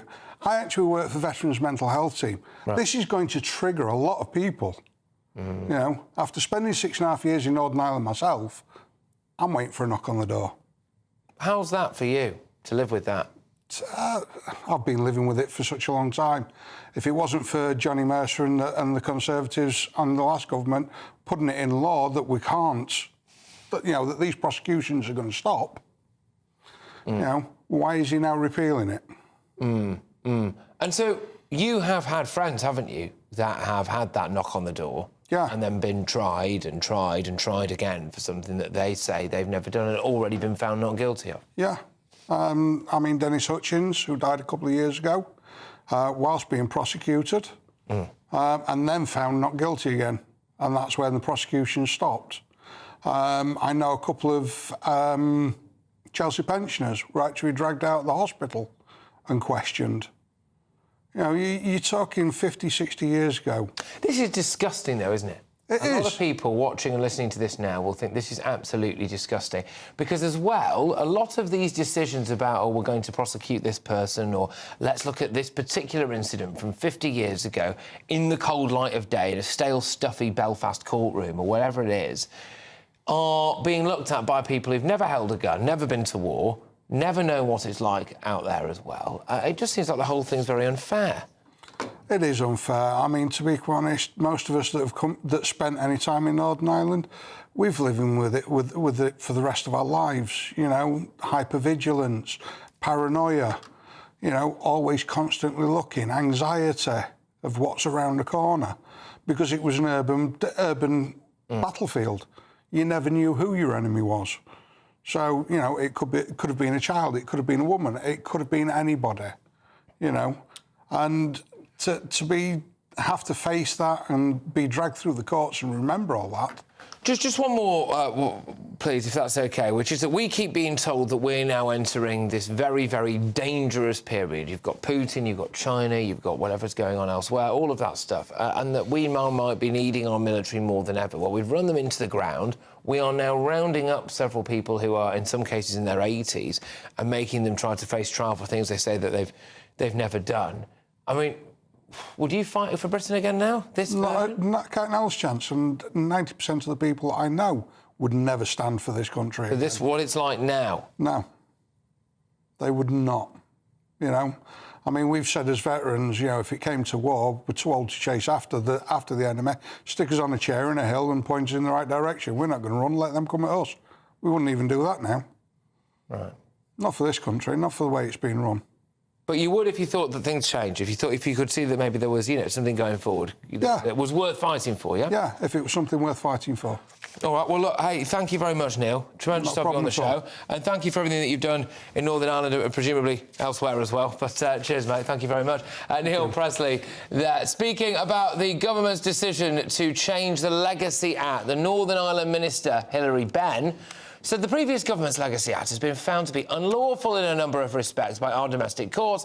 It was also widely rejected by families who lost loved ones to paramilitary violence, including the families of armed forces personnel killed by the IRA. Any incoming government would have had to deal with this fundamental problem, and this government is doing so in a way that is lawful, balanced and proportionate. So, OK, that's their response. Coming up, all of tomorrow's front pages, and including this, the NHS is offering treatment now to trans toddlers, apparently, and I think we know what we're talking about in a couple of minutes' time, don't we? I forecast a perfect holiday in the sun. Weather looking good then? For sure, and no worries about our travel insurance. All Clear Travel Insurance sponsors GB News Travel Destinations Forecast. Hello. Some heavy downpours and gusty winds over the central Mediterranean thanks to a storm system over the next few days, particularly wet and windy on Thursday across Sicily. That heavy rain and those gusty winds will spread more widely across Italy and up towards parts of Croatia later this week. Some heavy showers too for Sardinia, northern parts of Spain. Generally dry, but on the cool and sunny side in Portugal. Sunny skies for Barcelona into the weekend. All Clear Travel Insurance sponsors GB News Travel Destinations Forecast. Evening. Yes, it's time for your latest weather update from the Met Office here on GB News. The fine sunny weather will continue for most of us through the weekend. It's always going to be a bit cloudier in the east, particularly so tomorrow morning, and always quite cool on the east coast as well. That's because of the position of the high. It sits to the north. It's the high pressure that's bringing the fine weather, but the winds are swinging in from the North Sea, bringing a chilly feel at times to parts of eastern England and to eastern Scotland, and introducing this cloud and mist, which will just seep inland as we go through the night, making for a fairly grey start to tomorrow over the Midlands and eastern England. Quite a chilly start further west with the clear skies, certainly over western Scotland. We could easily see some pockets of frost in rural spots, but there should be plenty of sunshine here throughout Thursday. These eastern areas, though, will start pretty drab, so more clouds than this morning over the Midlands, southeast England. It may take a while to clear. Plenty of sunshine, though, for southwest England, Wales, Northern Ireland, and indeed much of Scotland. And with the help of that sunshine, those temperatures soon tick up. Notice this northerly breeze, not especially strong, but it will be nagging away if you're exposed to it on these North Sea coasts. The sea's pretty chilly, so it's going to make it feel fairly fresh. And it will just mean these eastern areas may just keep that cloud for a bit longer as well. It may take much of the day before it clears, and some of the coasts may stay murky all day. But for most places, dry and sunny, and I don't think we'll see any of the showers that we had this afternoon across the southwest. So a dry day here, and that's where we'll see the top temperatures. Southwestern areas or western Scotland, 21, 22 degrees, but it will be quite a bit cooler on those North Sea coasts. Friday's a similar story, likely to start a bit grey over some central parts. The clouds should melt away inland, but may stick to some coasts for eastern England, for example. But generally, the sunny weather will continue. Even into the weekend, similar patterns, perhaps starting a bit grey and misty, but temperatures generally a touch above average, but staying chilly on those North Sea coasts. We're proud to be GB News, the People's Channel, and as you know, we always love to hear your views. Now, there's a new way of getting in touch with us at gbnews.com/yoursay. By commenting, you can be part of a live conversation and join our GB News community. You can even talk to me, Bev Turner, or any of the members of the GB News family. Headliners on GB News 11 PM every night. It's got 3 top comedians going through the next day's newspapers so you don't have to read them, which is great. That's a good point. He's lying. I mean, maybe he's not lying. That's Headliners every night from 11 PM and 5 AM as well on GB News, Britain's news channel. Join me, Nana Akwe, for an informative, interactive news programme with a difference. It's fun. No, he didn't say that, though. I'm so surprised. twist. I think there's an element of truth to that. Join me from 3 p.m. every weekend, only on GB News, Britain's news channel.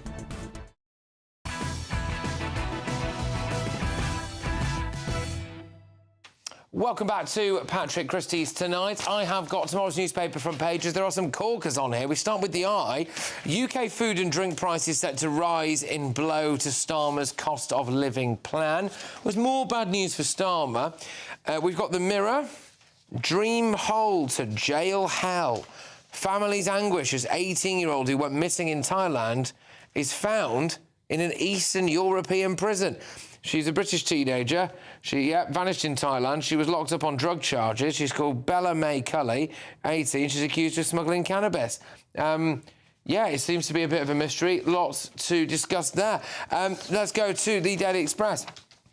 New demand to reverse cruel winter fuel cut. The Express continuing their crusade to reverse the winter fuel cut. The Daily Mail, yet another Labour plan to go soft on criminals. Criminals will be hauled back to jail for just a few weeks if they breach the terms of their release under Labour's latest pitiful soft justice measures.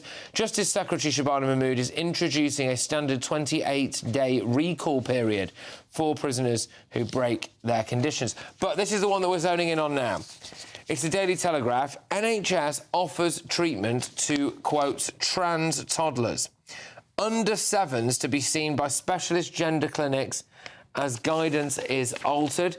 I'll just give you a bit more detail, and then I think we'll probably start with Adam on this one. But we go... The NHS is treating nursery-age children who believe that they are transgender after watering down its own guidance. The Health Service has previously said to introduce a minimum age of 7 for children to be seen by its specialist gender clinics, claiming anything less was just too young. But that limit was removed after the proposals were put out to consultation. Right, Adam, your thoughts on this? This is an utter disgrace. As a father of 3 kids and someone that is against this trans agenda. I'm not against trans people. I'm against this trans agenda being forced upon our kids and rammed down our throats. There is no such thing as a trans kid. There is such thing as a confused child or a child with mental illness. A lot of kids that refer to the gender clinics had mental illness or autism. This is child abuse, in my opinion, and I believe there are parents out there, some, that are warped and perverted that want to push their kids into this trans ideology, and I believe they should be looked at, and this needs to stop. I don't pay my taxes to fund... That's a very extreme view, blaming parents and saying parents are... You know, your implication that parents are... I said some parents, Nina. Some parents, but I mean, name me one. I mean, give me an example. That's just something you've thrown out there. I'll give you a few examples. No, hang on. Let's not start naming people who... No, all right, OK. First of all, it says that fewer than 10 have been referred to the system, so let's not get hysterical about it. And make it very, very clear, no drugs are being given. It's pure therapy. Now, I know a couple of transgender people who are... who have told me, and I've read the book Jan Morris, Conundrum, but all the people I've told knew before they were 5 years old that they were in the wrong body. They said, no, it's not nonsense. These are people who've told me this. My little girl thinks she's Elsa. She's 5 years of age. They do not think they're in the wrong body. This is an ideology that's been pushed on children. It's not an ideology. This is. If you go back to Jan Morris, that we're talking decades ago. I don't care who Jan Morris is. I'm talking about real life. James Morris was a soldier and a journalist, and we're talking about the 1960s, 1970s. Yeah. OK, well, let's let Mark in here. Well, I mean, I rather agree with the previous NHS guidance here that says we know that showing an interest in clothes or toys of the opposite sex or displaying behaviours more commonly associated with the opposite sex is reasonably common behaviour in childhood and is usually not indicative of gender incongruence. What's really worrying about this, though, is it's right at the bottom of the article. There's a rather anodyne statement from the Department of Health. Just says we're working with NHS England to reform children's gender services in line with the CAS review to provide children with timely, holistic support. if you want any more evidence that Wes Keating is right to abolish NHS England, it's this. And in my view, the Secretary of State should make the decision to ban this from happening. I don't know enough about the psychology of it, but these are kids of a very tender age. Where, I mean, when I was 5, 6 or 7, I had all sorts of imaginary friends. And I think this is dangerous. Nina is right, it's fewer than 10, but if it is 10, that's 10 too many. One is too many. Well, you know what's interesting, so just reading this now as we work our way through the Telegraph front page. The current children's gender services are operated by London's Great Ormond Street Hospital, Alder Hey Children's Hospital in Liverpool. Those are two hospitals that I know a huge amount of people do a huge amount of fundraising for. I do. I've just raised about £6,000 or £7,000 for Great Ormond Street. Well done. But they save so many, tens of thousands of children's lives a year. I don't agree with this one bit, and I certainly didn't fundraise for anything to do with this. Well, that's interesting. The implication of Patrick's question is it might deter people like you raising money from the future if you think a slice of it is going... I've got a personal reason why I do it, because I lost a family member. I understand. But this should not be happening at all. As I said, one child is too many with this gender nonsense. And There's not, for me, it is it's not, indoctrination. It had all gone too far, which is why there was the Cast review, why the Tavistock Clinic was shut down, and we all agree with that. But you cannot just call it gender nonsense. There are genuine cases of people. You cannot just dismiss. There isn't. Absolutely. If the evidence has suggested absolutely that they know. And my real world evidence suggests that a 5-year-old thinks that they are a cartoon or a doll or something, not the opposite sex. Talking of 5-year-olds, Harry and Meghan have held a secret mansion summit with Brooklyn Beckham, and his wife to share the, quote, trauma of toxic family feuds. I'm going to read this to you again. This is news that is breaking tonight. So, you ready? Harry and Meghan have held a secret mansion summit with Brooklyn Beckham and his wife to share the trauma of toxic family feuds. I'll bring you the details next. Remarkable. Headliners on GB News 11 p.m. every night. It's got 3 top comedians going through the next day's newspapers so you don't have to read them, which is great. That's a good point. He's lying. Maybe he's not lying. That's Headliners every night from 11 p.m. and 5 a.m. as well on GB News, Britain's news channel. Nana Queer, weekends from 3 p.m. Today I'm joined by a nurse and an abuse survivor, Karen Danson. Now, when working at the County Durham and Donington NHS Foundation Trust, she says that she had to beg her bosses not to let her male-born nurse, identifying as a woman, use their changing rooms, so the female changing rooms. Karen was abused by her father as a child, and this brought back traumas relating to years of abuse. Now, Karen and other Darlington nurses have launched a discrimination claim against their employees. This claim is still progressing, notwithstanding the recent Supreme Court judgment. Can you take us back a little bit to what happened to you as a child, to give us an idea of why you were so nervous about this individual entering a female-only space? Yeah, so I was sexually abused by my dad when I was a child. It started when I was 6 years old, and it was like 3 times a week, every week for 6 years. It left me with PTSD. Like I say, here I am as an adult, as a nurse trying to give back to people, and I walk into work one day after shift, and there's a man in my changing room, you know, and I didn't know how to react. I thought I was in the wrong place. I thought I'd maybe walked into the wrong changing room. He's there half dressed. As I'm walking down to my locker, you know, he's saying to me, "Are you not getting changed yet?"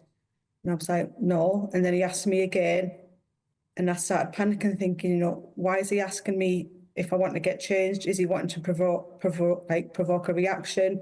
Does he actually want me to get changed in front of him? And then when he asked me a third time, "Are you not getting changed yet?" That was it. I needed to leave. I needed to get out of there. It just reminded me so much of the trauma that I'd experienced with my dad. GB News, the People's Channel. Join me, Nana Queer, for an informative, interactive news programme with a difference. It's fun. No, he didn't say that, though. I'm so surprised. I think there's an element of truth to that. Join me from 3 p.m. every weekend, only on GB News, Britain's news channel.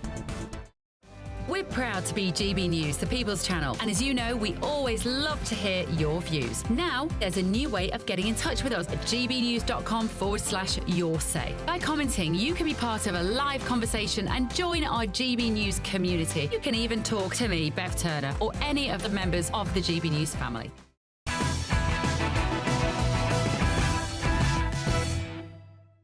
Well, I've got some more front pages for you. Get a load of this in The Sun. Brexit. Harry and Meghan host Brooklyn and Nicola to help in family feud. Megxit pairs Montecito invite. Prince Harry and Meghan Markle are secretly supporting Brooklyn Beckham and wife Nicola Peltz amid their family row and had them over for dinner last week. The quartet dined at the Sussex's mansion in Montecito just days after Brooklyn skipped all of his dad's 50th birthday celebrations.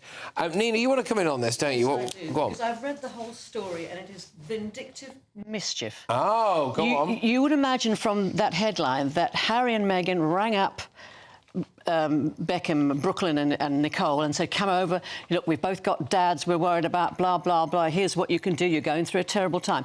Absolutely not. The dinner was organised way before the recent developments, and it said last week's catered Montecito soiree was a pre-arranged event with Nicole invited through another VIP in attendance, one close to both Meghan and Harry. Around 18 other guests were in there, including Paramount. So they were invited by... They weren't even invited by Harry and Meghan. They were invited by somebody else who's there. I mean, so this is nonsense. I mean, it's not that much of a secret summit, is it? It's on the front page of The Sun, and we're now discussing it on national television. And we're just... They've got to get their PR sorted. If that's the case, Nina, their PR team have got to say this is not true. Well, this is... Exactly, they've got to say it's not true. They've not obviously told... because it's ridiculous. It's just ridiculous. And all the quotes, they've made those up. OK. Sorry, Patrick, I have no interest in these people at all. I'd rather not speak about it. Fair enough. Good. Which is what is the excuse I need to whiz us on to something else, right? Which is The Guardian. The minister accused over surge in meetings with the US big tech firms. But The Times, we've got early release for sexual offenders as jails are on the brink. Adam. Look, the Labour Party and this Labour government seem to want to make our streets as dangerous as they can for our women and our children, it seems. Not only with the migrant situation, but releasing dangerous sexual criminals early. What sort of government would do that? It makes me wonder if there's some sort of perverse undertone to Labour. Even recently, we've had a Labour MP arrested on sexual allegations. It makes me wonder if there is a perverse undertone to Labour. Perverse undertone. That is a ridiculous and outrageous thing to say. Well, I said it. You should really be ashamed of yourself because you cannot make statements like that. I can, and I just in terms of the actual early release for sexual offenders as jails are on the brink, do you think this will put the public at risk? Well, yes. I mean, it does, obviously. I mean, the bit that you've got to select is if we have run out of space, how fast can you build new prison places? Listening to the Justice Secretary earlier, we will break ground at some point later this year. Well, that doesn't actually... to build the first one somewhere, that hardly sounds like an emergency. And my question would be, you've got to start at the very bottom of the severity of offences for people that you're going to... This doesn't strike me as starting at the very bottom. You know, you've got to release people who've been, minor theft, presumably they are doing those first, but the fact Why don't we take fraudsters and things like that that are not an immediate risk to our women and children I would of say this country? violent offences have got to be quite a long way down the list, right? And we've got to get on with it with more prison But spaces. let's just remember, last time they did this and they released someone early, the same day he killed someone. One bit of good news on the front pages, Patrick, is Tom Cruise and Mission Impossible. The Final Reckoning Part 2 has got 5 out of 5 stars at The Guardian and with The Telegraph. But the Final Reckoning Part 2 makes it sound like, squeezing every drop out of this one. Weren't entirely honest about the first Final Reckoning, were there? How many more Final Reckonings I can't wait to see it. I cannot wait to see it. Are you a fan of Absolutely. all that? I love Tom. I love that Mission Impossible. It's great. Yeah. Does he do all his own stunts? Yeah, he's absolutely. Yeah, he's amazing. He's a legend of Hollywood, isn't he? And he's a hard-working actor as well. I think he went a bit weird with the Scientology stuff, but he's a legend. Probably still is. And but to get 5 out of 5 stars in both The Guardian and The Telegraph, that's bridging quite a divide. I wonder if anyone's done that before, really. Well, presumably people will have done, but, you know, it's quite interesting. Yes, and so Hayley Atwell and Tom Cruise in Cannes to premiere final Mission Impossible film. Right, And I've met him, by the way, and he's the most lovely guy ever. Let me have a picture with him. He was short. Yeah. He was wearing... he's he not the wasn't that tallest. short because he was wearing shoes with the heels on. Really? Yeah, he weren't too far under me. So, but he's a very good-looking guy. Very good-looking guy. Just to round us off, so we've only got 1 minute left. I mean, this idea of the Megxit, I'll just show everyone on the front page. We get the Sun front page back up, just because I think a lot of people are going to be talking about it, especially on the breakfast shows and the morning shows tomorrow, I would imagine. Prince Harry and Meghan Markle supposedly had Brooklyn Beckham and Nicola Peltz round for dinner. Harry and Meghan were very empathetic and very kind to them both. Harry was fully aware of the situation, offered Brooklyn his unwavering support as someone who has been through similar. That's not similar. Who cares? Come on. Who really cares about this stuff? This is a great big piece of puff. It really is. It's absolute nonsense. It is just another example of the way the British media have just... Well, Harry and Meghan have got to sort their PR out then. Yeah. If this is not an accurate representation of events. No, it's not. Well, then they need a better PR writer. There's a source familiar with the event. That could be anybody. Well, there we go. All right, well, coming up next, we have got Headliners this evening. It's presented by the wonderful Josh Howie, who I'm hoping is going to be able to tell us very shortly what's coming up on your show. Josh, go on. There's a variety on the front pages. There's loads coming up. But did you have a nice time on your mini break? Yeah, caught the sun. It was lovely. Yes, no, I enjoyed it. I feel relaxed, Josh, I'll tell you that much. That's I'm really great. And unwound. did you bring me back some ninja stars? Some I think I ninja might stars have. from Calais and some fireworks and some cheap cigarettes. That would be great. Thank you. Yeah, absolutely. I'm slightly concerned that I might have brought back an illness, but anyway, carry on. So anyway, we have got shows? plenty of news. As you've seen before, we've got loads of amazing front pages, loads of great stories inside the newspapers. We've got Starmer. He is going to be bringing the return hubs of asylum seekers to reality. He's meeting the Albanian Prime Minister tomorrow. We have more miscarriages of justice after Peter Sullivan got out after 38 years. We find out, actually, he could have got out 11 years ago. And how do you treat a trans toddler? You have talked about it. Myself and the comics are going to have a lot of fun with that. Oh, Josh, that's going to be absolutely fantastic. Yes, more variety than usual on the front pages tomorrow. So Josh and his team are going to have the work cut out. Josh Howie there with Headliners. Make sure that you keep it GB News for the next hour at least. Thank you to my wonderful panel. We, of course, have had Mark Littlewood, Adam Brooks and Nina Mishkov. I hope to see you all again next week. I will be here in this studio tomorrow for a... oh, it's not a live audience show. I got my days wrong tomorrow. It's just tomorrow Thursday. Yeah. You're badly jet-lagged, mate. I have had 2 hours sleep in 48 hours. I've had 2 hours sleep in 2 days. So, look, I don't know how much longer I've got left here now. Apparently 9 long seconds. So I'm going to get myself in a taxi cab and go to sleep and hopefully be a better person tomorrow. Thank you very much, everybody. Take care.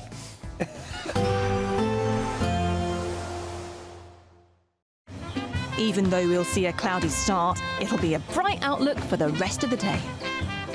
Boxed Solar, sponsors of weather on GB News. Evening. Yes, it's time for your latest weather update from the Met Office here on GB News. The fine sunny weather will continue for most of us through the weekend. It's always going to be a bit cloudier in the east, particularly so tomorrow morning, and always quite cool on the east coast as well. That's because of the position of the high. It sits to the north. It's the high pressure that's bringing the fine weather, but the winds are swinging in from the North Sea, bringing a chilly feel at times to parts of eastern England and to eastern Scotland, and introducing this cloud and mist, which will just seep inland as we go through the night, making for a fairly grey start to tomorrow over the Midlands and eastern England. Quite a chilly start further west with the clear skies, certainly over western Scotland. We could easily see some pockets of frost in rural spots, but there should be plenty of sunshine here throughout Thursday. These eastern areas, though, will start pretty drab, so more clouds than this morning over the Midlands, southeast England. It may take a while to clear. Plenty of sunshine, though, for southwest England, Wales, Northern Ireland, and indeed much of Scotland. And with the help of that sunshine, those temperatures soon tick picking up. Notice this northerly breeze, not especially strong, but it will be nagging away if you're exposed to it on these North Sea coasts. The sea's pretty chilly, so it's going to make it feel fairly fresh. And it will just mean these eastern areas may just keep that cloud for a bit longer as well. It may take much of the day before it clears, and some of the coasts may stay murky all day. But for most places, dry and sunny, and so I don't think we'll see any of the showers that we had this afternoon across the southwest. So a dry day here, and that's where we'll see the top temperatures. Southwestern areas or western Scotland, 21, 22 degrees, but it will be quite a bit cooler on those North Sea coasts. Friday's a similar story, likely to start a bit grey over some central parts. The clouds should melt away inland, but may stick to some coasts for eastern England, for example. But generally, the sunny weather will continue. Even into the weekend, similar patterns, perhaps starting a bit grey and misty, but temperatures generally a touch above average, but staying chilly on those North Sea coasts. Even though we'll see a cloudy start, it'll be a bright outlook for the rest of the day. Boxed Solar, sponsors of weather on GB News. You could be the next big winner on the road in this brand new Alnag Baron 560 motorhome, courtesy of Marquis Leisure. Imagine the fun you could have in this luxurious home from home worth over £67,000. We'll also give you £5,000 in tax-free cash to make your next getaway a great one. And it could be all yours. For another chance to win the lot, text WIN to 63225. One entry costs £2.50 plus one